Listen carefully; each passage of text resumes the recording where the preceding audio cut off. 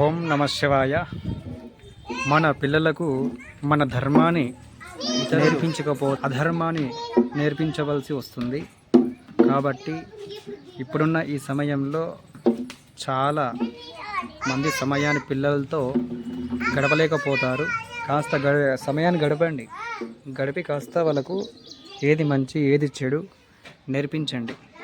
ఒక ఫంక్షన్కి వెళ్ళినా సరే అక్కడ మొబైల్ ఇవ్వడము, లేదంటే వచ్చిన వ్యక్తి అరే అతను మన బాబాయిరా అని చెప్పకపోవడము, వీటి వల్ల ఏమవుతుంది అంటే సంబంధాల యొక్క కనెక్షన్ అనేది తొలగిపోతుంది.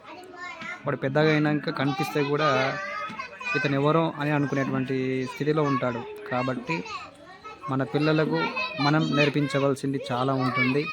కాబట్టి మన సాంప్రదాయము, మన కుటుంబంలో ఉండేవాళ్ళు వీళ్ళు ఎవరు ఏంది అంతా కూడా తెలియజేస్తే దానికి అర్థం ఉంటుంది.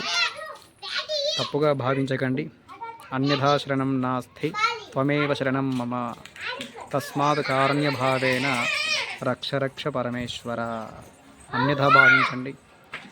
ఓకే, ఈశ్వర కృప.